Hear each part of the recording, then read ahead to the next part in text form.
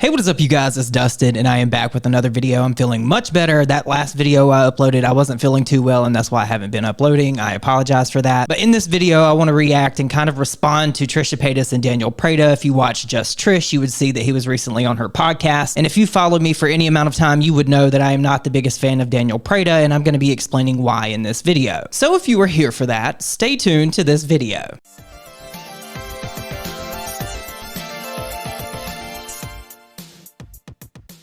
Okay, so first of all, I was kind of gooped and gagged that Trisha Paytas even had Daniel Preda on there because Daniel, in the grand scheme of things when it comes to social media, aside from TikTok, nobody really even knows who he is because, again, if we go back to what Connor Franta said, nobody knows him outside of his relationship with Joey Graceffa. Certain YouTuber. Name them. Connor Franta. But then I realized that he's the most boring person. And legend has it you are still jealous of me, Daniel. You have been subtweeting me. My name has been in your mouth and on your mind for years. You're obsessed with me. I don't know why. I don't think about you. The internet doesn't think about you. You are categorized as one thing, Joey Graceffa's ex-boyfriend. Leave me alone. If my crime is being boring, your crime is being nothing. And I'm not coming for Trisha at all, but I'm just saying, girl, from what you told me, I was shocked to see him sitting there. So I was kind of taken aback a little bit. Now, I tweeted back to Trisha when she tweeted out that this video was going live and Daniel Preda was her co-host for this podcast. And I said that I was going to skip this one, and I did. Literally, the only reason I know what was said in this podcast is because I follow Spill Some Tea with me, because she breaks up the things that Trisha talks about in her podcast, and then she reposts them to TikTok. So, of course, I watched it that way, and I was sitting there listening to this, you guys, and I was like, he is such a motherfucking liar. Daniel Preda, you are a liar for many reasons. I've made several notes of the inconsistencies to disprove Daniel Preda and what he said in this podcast. And the biggest thing, the biggest lie that Daniel Preda said straight to Trisha Paytas' face is that he said that he and Colleen were not best friends, that they didn't have any kind of like one-on-one contact. They didn't text, they didn't talk. The thing is, it's hard for me because I wasn't ever best friends with anyone. I was somebody's boyfriend and I was kind of grouped into it. So I didn't have like my own one-on-one, even with you. I didn't have a one-on-one with you. I didn't have a one-on-one with Colleen. I didn't have a one-on-one with Shane. That was a little different because like he made me laugh and like we made each other laugh. I thought you guys had to have more of a one-on-one. No, we didn't text like separately. But you like went to lunch. No. Once. I mean, who haven't I gone to lunch with once, you know? Me. But like, well, I remember that. I was like, I've never been invited to lunch. But that is a completely different story from what Daniel Preda would have you to believe when it benefited him to say that he was besties with Colleen Ballinger when he dragged Gabby Hanna for the whole Escape the Night drama. I've gone above and beyond, and I have sat there for hours in complete full glam when I knew I was not needed that early and did not get my interviews done, and then had people lie to my agent and say I was refusing to work. That is ridiculous. Now, you guys rescheduled the shoot multiple times, and I have rescheduled my schedule multiple times. I have a conflict. I didn't realize that this was going to be an 8 to 9 hour day. Colleen is saying the same thing. She's freaking out because nobody can understand why this is this long of a day. I'm gonna pause this right here for a sec. She doesn't know that Colleen is one of my best friends, and I was on the phone with her. Colleen knows exactly how this shoot works. She's had multiple shows of her own. She's toured the world. She's had a Netflix show. She knows exactly what key art shoots entail, and this was not a non-issue for her. She even brought her assistant Corey with her. He was handling things. Her whole family was there. She had her own little green room where she could breastfeed. So I'm not sure where she's thinking that lying using an amazing person like Colleen is gonna get her. I'm very confused here. I also had beautiful Barefoot Dreams robes made for everybody in the cast. They were personalized. Those were like $200 a pop, just as like a little welcome gift to our friends. And right here we have actually some cast robes that I had custom made with the Escape the Night logo right here. This one is Colleen's. Also, Colleen was on set that season with her baby Flynn, which is insane. This was her first working job after she had a baby, and she was super excited to be there. She's a dear friend of both Joey and I's, and she's an extreme professional, and we're so happy to have her on set. And that never sat right with me ever at all, because he said in this video multiple different times on several different occasions that he was best friends with Colleen, and Gabby Hanna did not know that they were best friends, and he used that as a crutch to an argument against Gabby Hanna and the things that she was saying. Now, Gabby Hanna did just recently come out, I think yesterday or the day before, and apologize, I believe, to Joey Graceffa and Trisha Paytas. I haven't watched that. I saw that Mika's Rhetoric was tweeting about that, and I was just like, girl,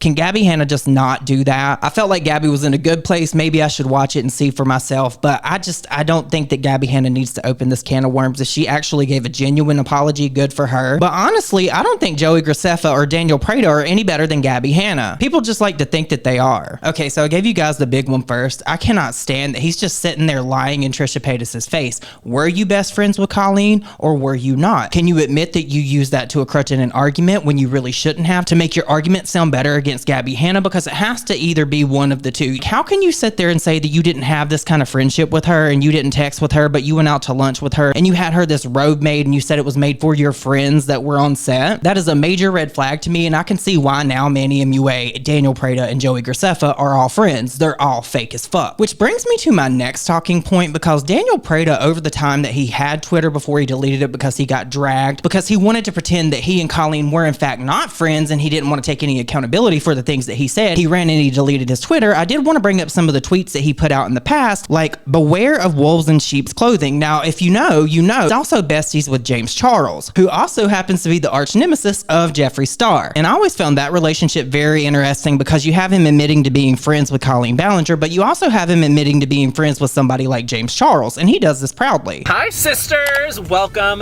back to my channel. I still don't have an intro, so yes, this is the intro. Today is a very exciting day because I'm officially announcing that I am designing my good friend James Charles' home for Christmas. Now, you guys know that I've talked about this whole Carmageddon thing and how Tati came out and she did the whole breaking my silence thing, right? Daniel Preda was also a part of that, and I'm sure he probably knew what was going on because he was also besties with Here for the Tea, but he was also tweeting when all this shit happened and Tati broke her silence against Jeffree Star and Shane Dawson. Guess who was right there?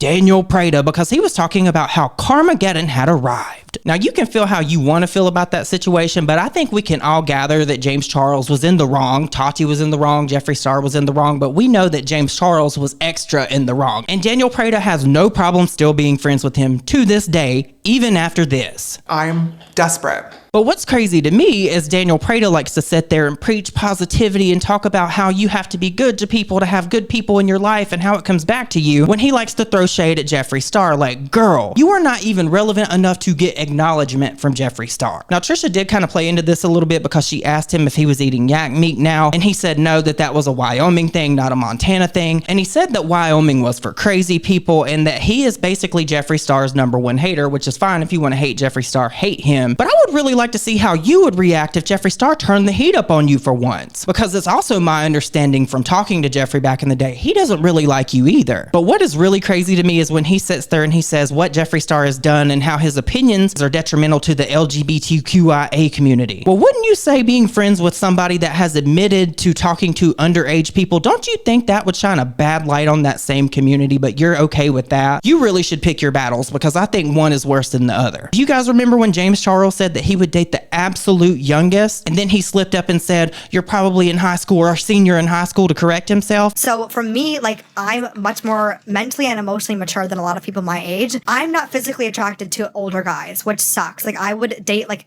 the absolute youngest, like 18, 19 that looks a little bit older, or like 24 that like has a young personality. Okay. Didn't forget that. Are you okay with that, Daniel? I know you added on in this conversation with Trisha that you address things in private with your friend, but I think that's something worth addressing to the public. But girl, what do I know? You think James Charles is better than Jeffree Star. They're both equally bad. It's also really funny and ironic to me that he says that this all stems from insecurity and sadness from within people. So why are you sitting here throwing shade at people? Are you insecure? How can you sit here and say all of this in the same breath? How does that work, Daniel? Please explain that to me. But you want to know the extra icing on the cake if you stayed this far in this video? This right here might actually throw you for a loop because it did me. It's the unmitigated gall and gumption for him to sit there and pretend and act as if he did not know anything that happened with Colleen Ballinger and what happened between her and Trisha Paytas. This is that same kind of energy that Manny MUA was giving when he and Laura got on that podcast that they deleted because they got their asses handed to them because they didn't know what the fuck they were talking about, when in reality they probably did. They just wanted to cover for Colleen, and I think that's what he's doing here. But I digress. You guys know that was one of his best friends. She doesn't know that Colleen is one of my best friends,